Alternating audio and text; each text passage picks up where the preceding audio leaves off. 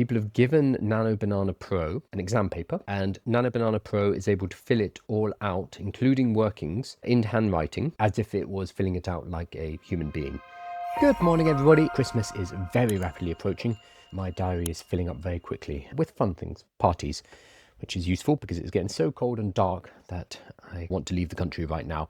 So we're going to be covering the latest in AI news. There was not that much over the weekend, but we have a couple of stirrings. Last week was probably the busiest news week in AI that I've seen for a long time. We had the launch of Grok 4.1 at the beginning of the week, which was very quickly eclipsed by the launch of Gemini 3, and then shortly afterwards Nano Banana Pro, which I'm still going to be talking about today because I think it's really important. We also have had a ChatGPT model 5.1 Max. Again, Codex Max was ignored because Gemini just took the whole week. There are rumblings of a new Claude model, Claude Opus 4.5, being released either today or tomorrow. It has appeared in the API as well as on some of the other services. That is not confirmed yet. And it's going to be interesting to see whether Anthropic can release something that not only is better than the current coding agents, I think they can do that, but whether it is cost effective. So let's jump in and have a look at everything. Good morning, everybody. Did you get an Anthropic hat? No. So I went to the Anthropic Popup, which was here in London. I hate queues. If you know anything about me, I don't do phone calls and I don't do queues. So I would not refuse to queue for a hat. So I do not have the hat. But I did go to the pop-up and chat to some people, but did not get the hat. Apparently people are selling them on eBay for $200. I could have made quite a lot of money by selling the hats, but no, I have not got the hat, unfortunately. But I did go to the pop-up. Let's have a look. Let's jump straight into Anthropic. Let me move this chat bar first. There we go. Awesome. I'm going to jump over to the YouTube live. Yes. So anyone who's on TikTok, if you go to YouTube, you're going to be able to see the screen. It's going to be much larger and in 4K. Everything's just going to be better over on YouTube. Hopefully TikTok don't ban me for saying that, but it's just going to be better. So let's hop in. First things first, Claude Opus 4.5 is reportedly prepared for release. Rumours suggest a Monday release. It's already been hidden in Poe. So it looks like it's coming out. Publication date 24th. This was on Poe.com and it's now been hidden. Some people found some API endpoints for it last week as well, which gave us our first inkling that we're getting 4.5. Now, if you are not sure what Opus is, Claude have they have three models. They have Opus, which is their heaviest, deepest thinking, most complicated model, also the most expensive and with the most restrictions. So Opus at the top. Then they have Sonnet, which is the go-to model in the middle. That's the one that is currently the top of class for them. They have Sonnet 4.5. And then below that, they have Haiku, which is their very quick, fast acting model with less intelligence than the others. Most people just use Sonnet. Sonnet 4.5 is an absolute beast. And because it sits in the middle of Opus and Haiku, it's a good midpoint for most jobs. When you are working in something like Claude Code, you're primarily going to be using Sonnet 4.5. And most people use Sonnet 4.5 for coding tasks because it is the best coding agent right now. Some people say it's Codex, some say it's Grok, but the majority agree that Sonnet 4.5 is an absolute beast when it comes to coding. Opus 4.5 will be better. That's for sure. We know it's going to be very good at coding and any task. The problem with Opus for the last 6 months or so, limitations in usage. It costs Anthropic so much to serve this model that they put heavy restrictions on it. If you are on the $20 a month plan and try to use Opus, you will hit your daily limit in a few requests. They even added weekly limits. So sometimes it would just say, I'll see you next Monday, which if you're trying to work and integrate it into your workflow is incredibly frustrating, which makes a lot of people bounce off Anthropic and head over to ChatGPT or anything else. So the problem here with Opus 4.5, this is speculation because it's not out, is that it's going to have the same or even worse limits than the current Opus model. If that's the case, it renders it practically unusable. I don't know many people who use Opus because of this reason. So it might be the best model in the world for coding. Doesn't matter if it has huge restrictions on it, if it has rate limiting, if it has caps, or if it's just expensive. So it'd be interesting to see how they thread the needle here, because now we have Codex 5.1 Max, which is very good from OpenAI. We also have Gemini 3, which people are reporting is pretty good for coding. Claude and Anthropic had a lead on coding, which may be eroding, and I'm not sure if Opus 4.5 will be able to reclaim that lead unless they release it and they say, hey, it's cheap and we're taking the limits off it. I'm not sure if that's going to be the case. We will find out hopefully today. Opus and Sonnet are very good. They're just restricted. Oh, that's an interesting question. Asks, what's your number one thing everyone should do when trying to build an app with AI? It's a very boring one, but plan it beforehand. I know we have this idea of vibe coding, which is, hey, I'm just going to sit down, pour a glass of wine or whatever, and vibe it out and work on a piece of software. That is absolutely fine if you are building something basic. A great example. Last night, I vibe coded an application whilst in the bath. I wanted to create an Android tablet, which I can put on the wall, which has all of my follower accounts from social media. So I can see, okay, you have 100,000 here, you have whatever, 10,000 here, and I could see the number go up, and I could set myself rewards. So once you hit 500,000 followers, you can go on holiday. I wanted to create that basic app, and the idea came to me in the bath, as these things do, and I was like, let's just make it. So I got my phone out and I actually coded up the app in the bath. That's not a good way to structure an application that you're going to take to market. But if you are just doing it for your own personal project, a hobby project, absolutely fine. You sit with Lovable, you sit with Cursor, you sit with Claude Code, and you say, hey, this is what I'm thinking about building. Let's do it. If you are building an application that you want to take to market, have user creation, if you're going to start charging people for it, if people are going to be using it, maybe hundreds of thousands of people are going to be using it, you need to be more structured. You need to constrain the vibing in an actual project plan. So if that is the case, sit down with a good model. I personally use Claude. I actually use Claude Opus for this. And I will say to it, hey, this is what I want to build. I want you to help me structure a project plan that I'm going to be using with my AI coding tools. And I'll give it a basic outline, and then I will say, interview me for the details that you require to work out my specification, to work out the needs of this project. And it will ask me a series of questions. I will answer those questions. I will tend to do this using voice. So I will say, okay, that's a great question, blah, blah, blah, blah, blah, and I will literally respond using my voice because it keeps it nice and easy. It will then incorporate all of that feedback into the project plan. I then say, ask me more clarifying questions. And again, it will ask me. If there's anything I don't know, let's say it's asking a tech stack question. Like yesterday, I had to build a web scraper, and it was like, do you want to use the Puppeteer framework or do you want to use Apify? I didn't personally know what Puppeteer was, so I was like, tell me about that. And you can do that with your AI. You just say, I don't know what that means. Please explain it to me, and then I'll answer you. So you just go through this process of pre-planning. It's pre-production before you go with your vibe coding tool, and you use a separate AI tool for this. Personally, I use Claude, but you could use ChatGPT. Doesn't really matter. And then out of the back of this process, you're going to end up with this specification. You say to the AI, hey, we've been discussing this for the last hour. Can you capture all of this into a project specification that I can take to my vibe coding tool? It will help you build out the structure of the project. Then you go into Lovable, Cursor, Claude Code, or whatever your vibe coding tool is, and you provide that project plan. It will set up the documentation, the folders, the structure, the frameworks, etc., all based on that project plan. What this does is it saves you from working these things out on the fly, because when you do that, you're more likely to make a mess. Let's say you begin an app and put it in a certain framework, JavaScript framework or whatever, and you've spent a few hours on it and it's looking pretty good. And then you decide, oh, actually, I want to add this functionality that allows people to log in using their LinkedIn account. It doesn't matter, their Fortnite account, their Lego account. And then you have to add in this new functionality and you realize that doesn't actually work with the other things. This happens a lot when vibe coding because unless you think about the whole project, things are going to conflict. That's why planning beforehand is going to make your project a lot more successful than if you just purely vibe it. Again, depends what you're building. If it's just for fun, go nuts, do what you want. Especially if it's your first project, just have fun. It's fun to build, enjoy that process. Then as you start to get serious about it and want to produce for people, you're going to step back and do some planning beforehand. That would be my number one piece of advice. Have you much experience running local models for coding? How about language-specific models? Yes, I've run local models. I do it as a hobby to learn how to do it. But in terms of performance, because I don't have a gigantic computer, I don't have 10 graphics cards, PewDiePie or Felix Schellberg, I'm sure I'm butchering the pronunciation, built his own local AI machine, and he has about $20,000 worth of GPUs in it. even that is still quite slow when you run state-of-the-art models. Local is fine, but you're going to run into processing or GPU power problems. So if you want the cutting edge, Claude Code, etc., are still going to give you the better performance. If you really value security and want it on your local machine, absolutely do it locally, or rent a server that has GPUs.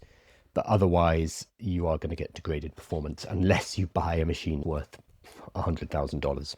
But at that point, you might as well just get a Claude Code subscription. I find the local models struggle quite a bit with Rust, but Gemini does reasonably well. Local models, you're always going to be running into processing power issues unless you have a server rack full of GPUs, which is just getting unaffordable. So this is an issue with local models and open source models as a whole. It's that they're getting better, but they're becoming harder to locally host just because of that size. Maybe in the future we'll see some kind of compacting or some kind of jump in processing power available to us at home. But right now, all of the models, the focus is just scaling them up as quickly as possible, which means running them locally is becoming harder to do. And so it already requires a machine that costs tens of thousands of dollars, which for most people is out of budget. I've run Quen 30B locally. It's plenty fast enough, but the quality is not good. Yeah, 30B is a relatively small model. We think the new Gemini 3, this is Vibe Maths, but we think it's somewhere around 12 trillion. Let's see how many. It's such a big number that I've forgotten already. Somebody Vibe mathed it to, no, I'm not sure if we do know. I think it was Chubby. Let me see if I can find it. So we're basically moving into the trillions of parameters. So it's becoming really hard to run them at home, unfortunately. Let me see. I do want to find this. I think it was Lisan Al-Gaib. There they are. Unfortunately, they post so much that it'd be hard to find. I'm not sure if I'll be able to find it. It's worth following Lisan Al-Gaib, by the way, because they often break news and are very accurate. I don't know where they're getting information from, but they seem to break a lot of news and quite reliably. So there is speculation that it's somebody on the inside. No, I'm not seeing it. They just post so much. Let me see if I can do a search. This is Vibe Math. Gemini 3 Pro has around 7.5 trillion parameters. So if you're going from a 30 billion parameter model up to a 7.5 trillion parameter model, there's obviously a huge gap between those models. The size, the number of parameters is not the only thing that leads to quality, but right now most large language models, this is how we make them better. We just make them bigger and bigger. But that also means that I don't know any home machine that's going to be able to run a model like this, even if it was open source. 7.5 trillion parameters is just absolutely obscene. Such a large number that I forgot it. The numbers are getting so discombobulatingly large. It's the same with money. I keep finding myself talking about billions. Oh, this company has invested X number of billions, and mixing up millions, billions, and trillions because there's just such stupid amounts of money being thrown around. Mouse says trillion. Yeah, 7.5 trillion. So this is why our local models are all of a sudden, oh, we thought 100 billion was a lot. No, we're in the trillions. The game's changing too fast. It really is. Let's look at another piece of model news. 4.0 is officially being deprecated. I know this will upset quite a lot of people. The 16th of February 2026. That is when GPT 4.0 will finally be laid to rest. As part of our continuous upgrade process, some people are going to contest that, we're deprecating the following model, GPT 4.0 latest. Access to this model will be shut off on February the 16th, 2026. Ahead of the shutdown timeline, we encourage you to explore GPT 5.1, our latest flagship model. A lot of people are very attached to 4.0 and prefer 4.0. We recommend GPT 5.1 for most API usage, but feel free to use GPT 5.1 Chat Latest to test our latest improvements for chat use cases. 4.0 has a stay of execution. So when they released GPT 5, gosh, when was that? A few months ago. They basically said, GPT-5's out. Oh, by the way, we've killed all of the 4 models. So 4.0, etc. have been taken off the GUI. You won't be able to access them. And they did it overnight. They basically just murdered it, kicked it into a shallow grave. The backlash was immense because a lot of people were big fans of 4.0. We've seen this discourse over the last few months between people who like GPT-5 and people who like 4.0. And it's been quite vituperative. The backlash was so severe that ChatGPT actually said, whoa, okay, we're going to let you use it as a legacy model. But they said it's going to be there as a legacy model for a certain amount of time, but we will get rid of it eventually. It looks like that is now happening February 16th, 2026. So that is when 4.0 will be officially buried. I know that's going to be upsetting news to some people. I haven't seen the backlash about this yet. I'm not sure if people have realized. They're probably trying to keep this as quiet as possible, but it will be gone for good. Grok 4.1 Fast is now the #1 agentic coding model on the internet. This is according to artificial analysis, apparently. Apparently it's better than Kimi K2 Thinking, Gemini 3 Pro, GPT-5 Codex. Where's Sonnet? Oh, Sonnet's all the way down at 78%. This has just been published. I don't know if this is true. Lots of people are saying underneath this particular post, I know nobody who's using Grok. I can't think of anyone who uses Grok. I get people in comments and on posts when I talk about Grok who tell me they use it, that I definitely use it. I don't know anyone who's building software who's using it, who's not vibe coding using Sonnet 4.5, trying out Gemini 3 as of last week, or using Codex 5.1 from ChatGPT. They tend to be the big ones. I've personally not met anybody who's using Grok 4.1 to code. I'm sure somebody will appear in chat to tell me that they're using it. And apparently it's very good. It's always hard to tell with the discourse because the people who like Grok are they like it very aggressively because there's a lot of Elon Musk support with it as well.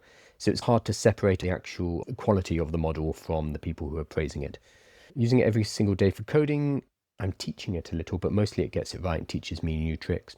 Maybe give it a shot. Artificial is a third-party benchmarking site, so there is something to it. Intelligence. So for intelligence, they've got it at 65. They've got Gemini 3 Pro at 73, followed by GPT 5.1 High at 70, followed by Kimi at 67, followed by XAI. So interestingly, they've got in their intelligence index, Grok is also ahead of Anthropic, ahead of Claude. As with all of these things, the benchmarks in these analyses are one thing, but it really depends on your personal usage and whether you find the model valuable. They're all pretty good now. So just try the main models, see which one works for you, works for your workflows and the tasks that you are setting it at. Ultimately, that's going to be what matters, not what these benchmarks say. What about advanced voice mode? Will it be 4.0? No, I assume advanced voice mode will be 5. It looks like advanced voice mode is being shuttered entirely. Will 4.0 be deprecated via the UI or also via the playground? I think it's a full shuttering, but let me hop into my platform. There we go, platform.OpenAI. Let's jump into here. Let's see if there's anything about it. Models, 4.1. That's interesting. They are frontier models. It's not there. Open weight models. Got OSS. Here we go. They've got 4.2 transcribe. Sorry, 4.0 transcribe and 4.0 mini transcribe. It's really good at transcribing, honestly, and it's cheap. Text to speech for. Here we go. So ChatGPT models used in ChatGPT not recommended for API use. This is 4.0. All models. 04. No, not 04. God, these names. 4.0 and 4.0 mini. Let's see if there's anything about deprecation here. I don't see anything about deprecation on platform, but this was an email they sent out saying, hey, we are getting rid of it. I do not know what's happening on platform and in the playground. Because, for example, they leave their models in place for a long time, but notice here we go. We've got 3.5 turbo. They have DALL-E 2, but they don't have GPT-2, for example. There's no reason to use that. They do have 3.5, so it might still be available in the platform, which is very useful if you've built products using 4.0. I've got a few that use 4.0, which otherwise you need to switch the models and retest the prompts. But I imagine it's going to stay here in the same way that GPT 3.5 Turbo is still here. Wow, this must be really cheap now. Yeah, very cheap. Here we go. Found it in deprecations on the platform website. So actually a deprecations page. Are they deprecating it off? What do you mean log in? I'm logged in. Oh, I'm not logged in. Are they deprecating it from the API? Oh, there it is. I found deprecations. Thank you. Deprecation. Here we go.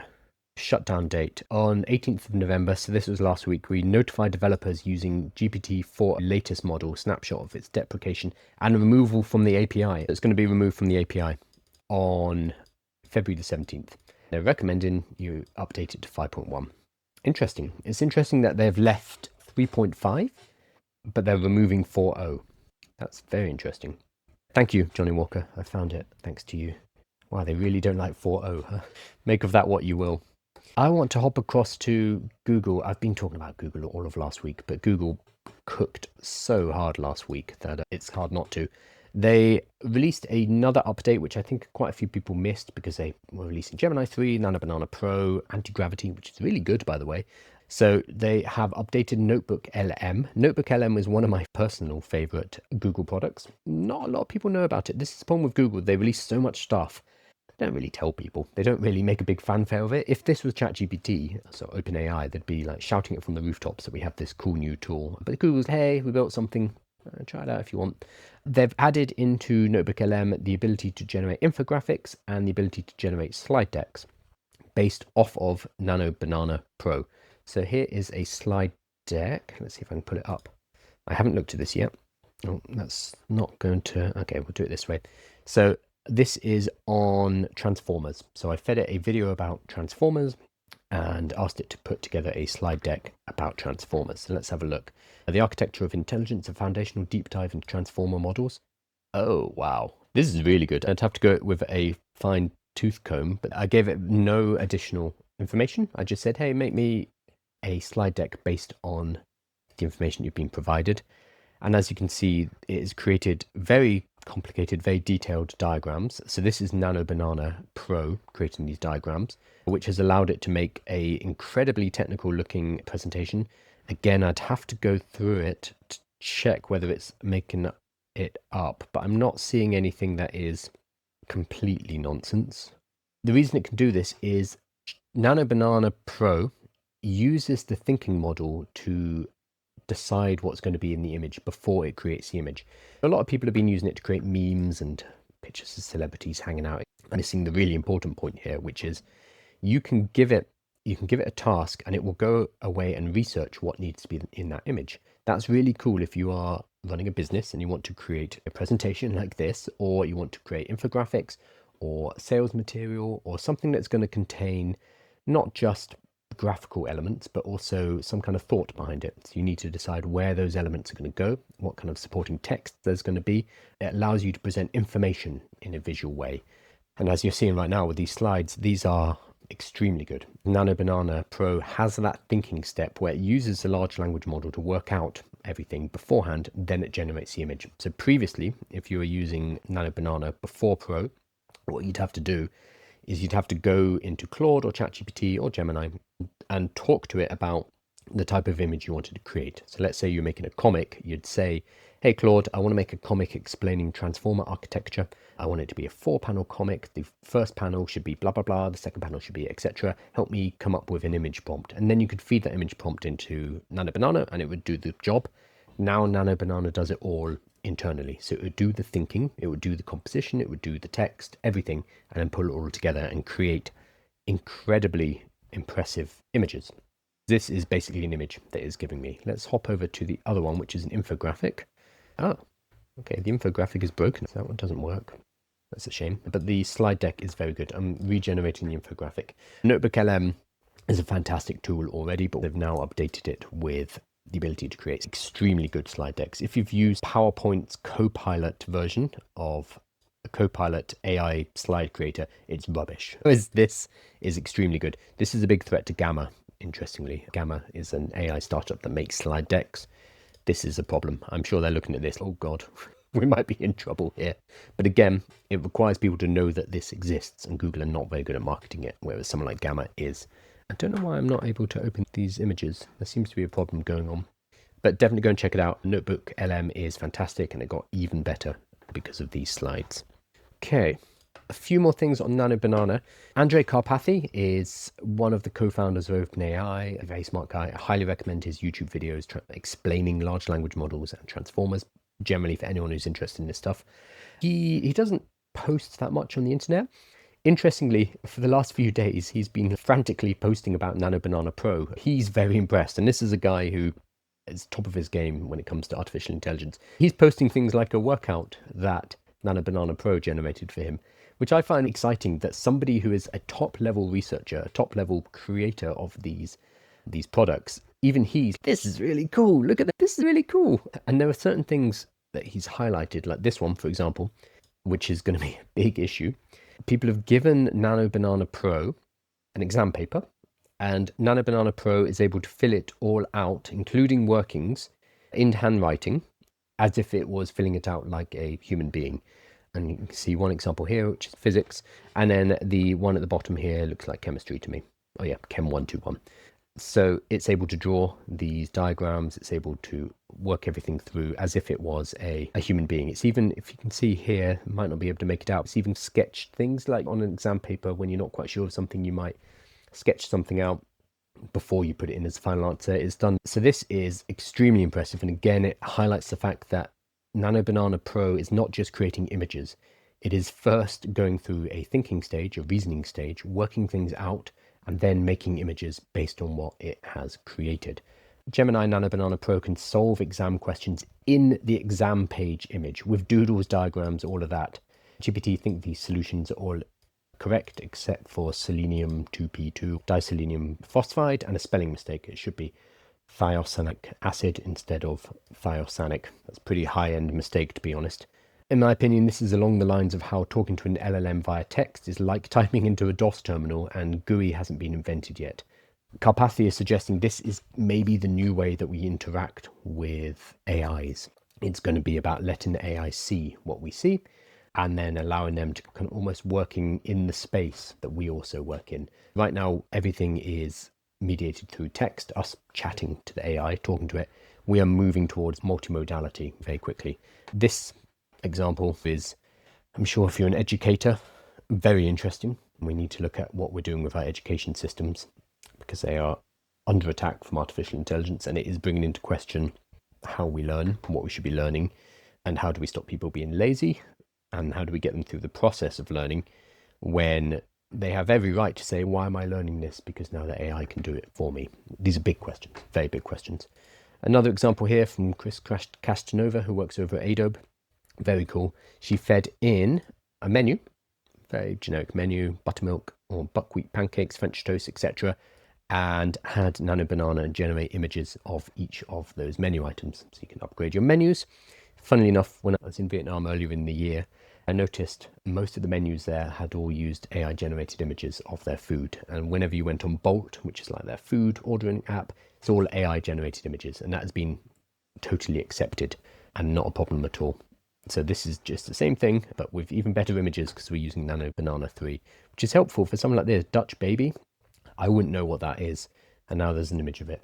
So I imagine we're going to be seeing a lot of that moving forward. There will, of course, be people who say, I want to see a photo of the real food because I can't trust an AI image. But I think this is going to be increasingly the way that we do things. This was a lovely example that I saw, which I think is a fun thing to do at home. You can talk to Gemini about your career, download your LinkedIn profile as a PDF, give it to Nano Banana, and have it turn your career into a journey. This one is like a Lord of the Rings style map, which is extremely cool. So University of Wyoming and LSU Shreveport, all the way to Google Cloud Empire. She works for Google DeepMind. Very cool uses. Another one is Nano Banana Pro Prompt Share. Make a 3x3 grid with different hairstyles. So you can give it a photo of yourself and say, hey, I'm trying to come up with a new hairstyle. Can you help me? And it will. This is Demisa Sabis. They've given him hair. This is probably the original photo here. A lot of our AI leaders don't have much hair, interestingly. And it will give you different styles. So you could also do this with clothing. So you could say, hey, what kind of suit or what kind of dress fits my form? And it would be able to work that out because it has that reasoning model in place beforehand.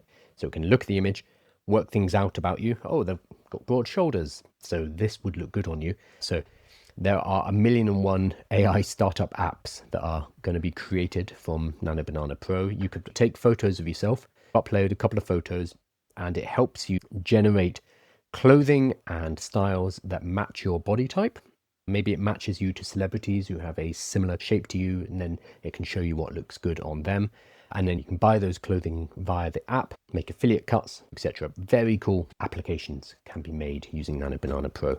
I think the most exciting thing here is this is now a solved problem.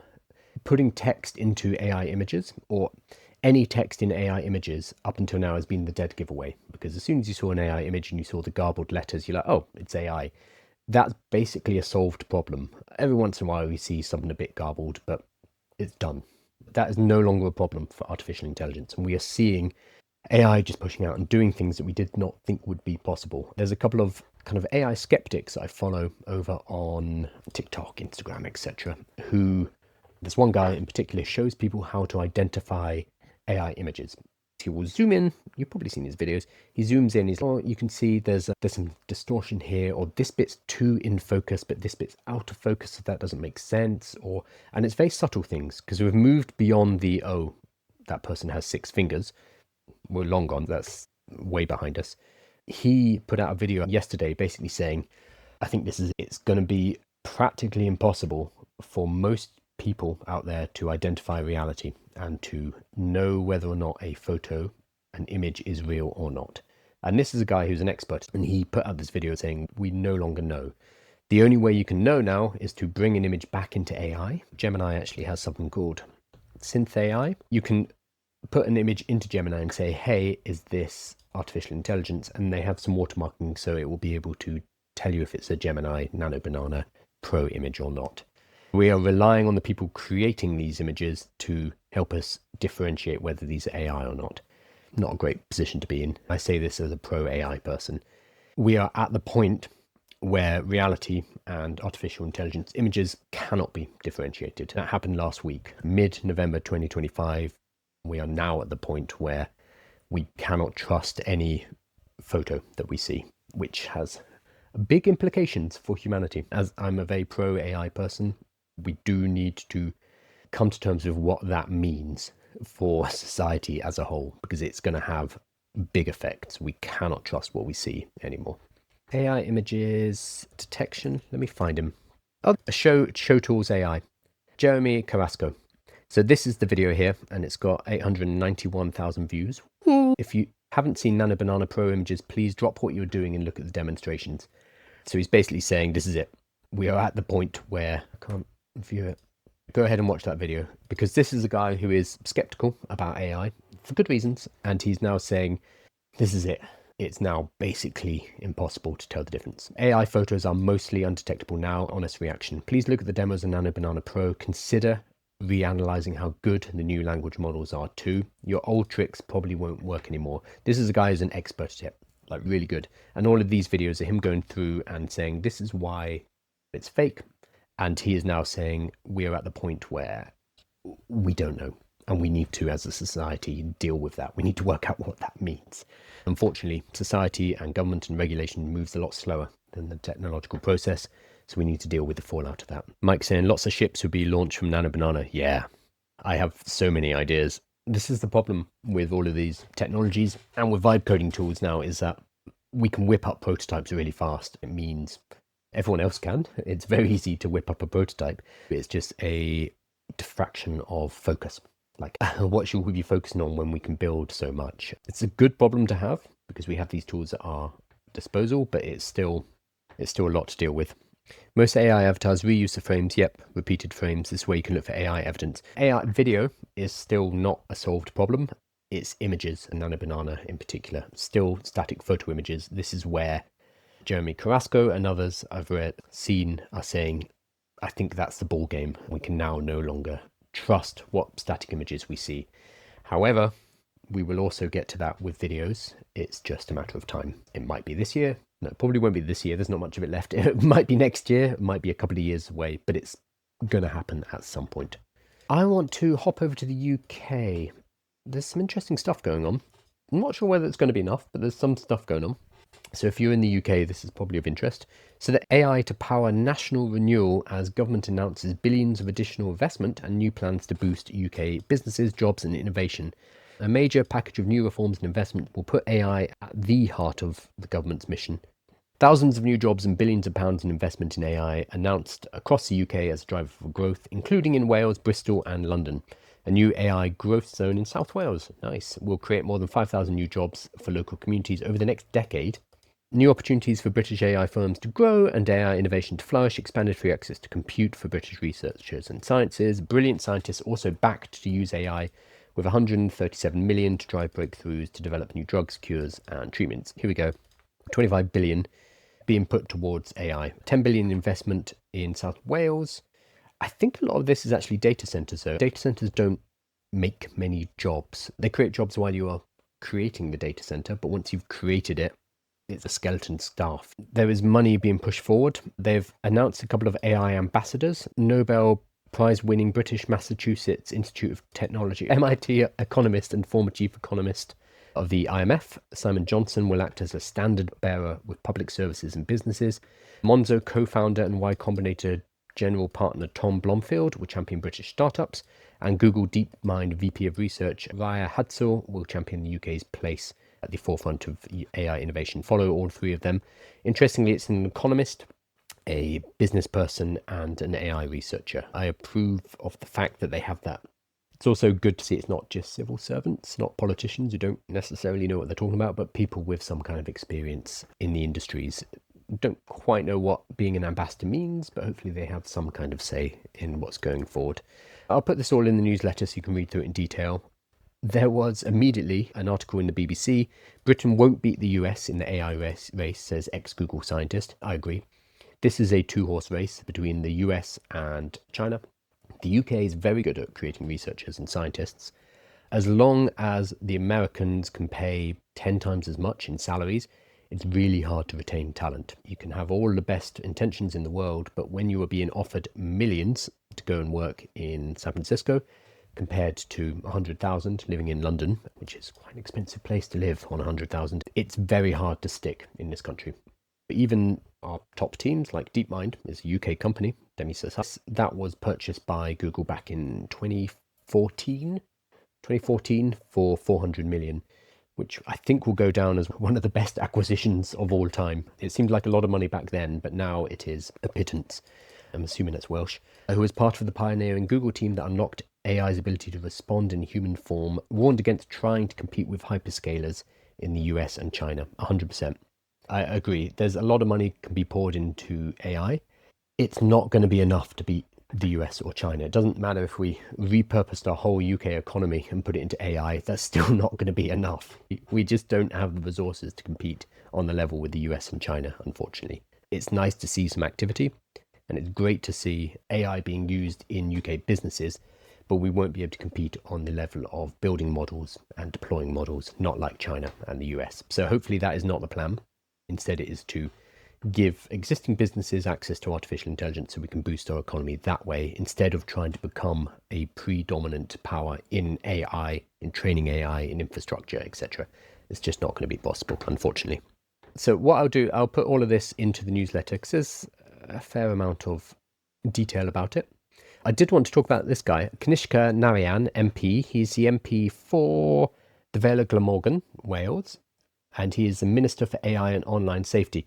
He put out a video the other day where he's talking about how we have actually got a lot of unicorns, a lot of startup in the UK, mainly London. I don't think he mentions that, but he's saying we need to start using AI, and I applaud him for this.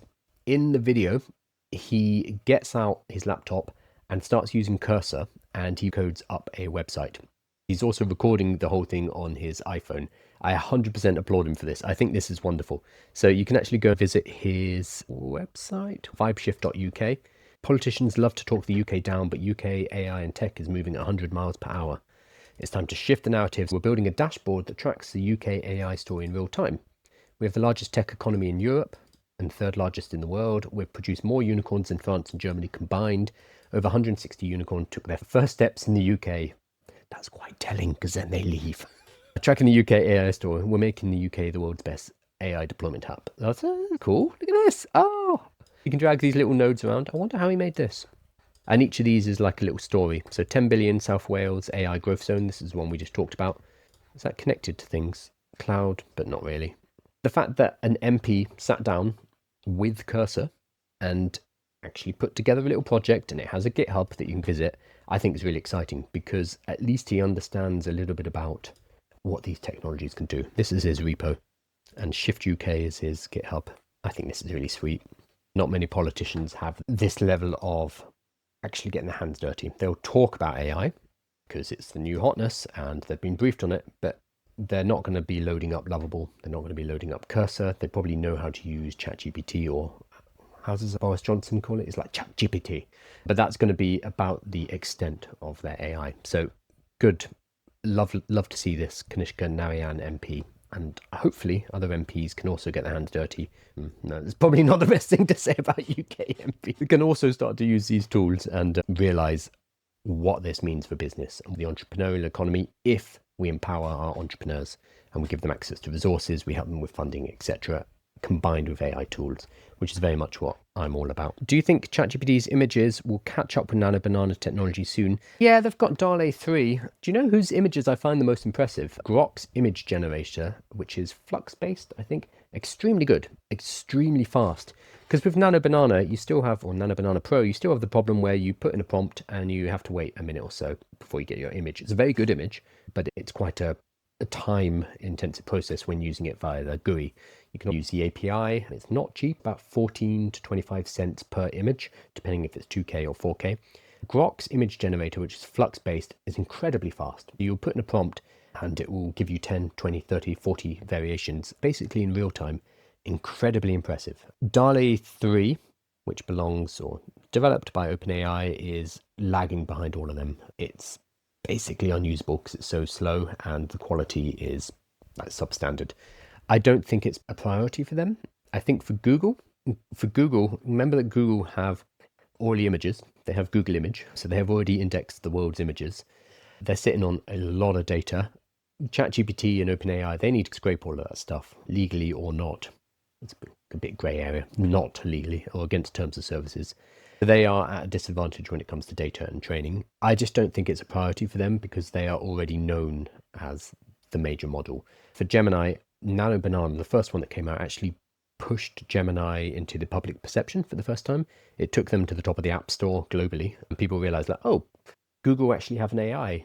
Google have their own ChatGPT, which was a huge coup for them. So I think it's more important for Google because it's image models and video models that bring in the public, bring in people who aren't thinking about large language models every single day and get them to start using it. And we're starting to see the shift from ChatGPT towards Google. It's a slow shift, but because ChatGPT started with such a dominant lead over the last couple of years, it's now up to Google, Anthropic and XAI to chip away at that lead. And Google seem to be doing the best, in part because of Nano Banana bringing the public in. Need to use AI to overhaul the public sector. HMRC, DWP, NHS, be more efficient. I've been struggling with HMRC websites the last few days. There seem to be about 4 or 5 different logins now. There's a Gov1. Over the weekend, I was trying to verify my ID with Gov1 so that I could get into my gov.uk account to access my HMRC. There were so many layers, and then the app didn't work because it wanted me to upload my army ID. I don't have an army ID because I was not in the army. So there were so many layers of cruft that need to get cut through. That said, we do have quite a decent digital governmental infrastructure compared to most other countries. It's still very frustrating. The problem with having a good digital infrastructure, though, is that you then remove all of the people. So you can't actually just ring them up and say, hey, can you help me? Whenever I ring HMRC, they're just like, oh, we've sent you an email with how to do this online. Very frustrating.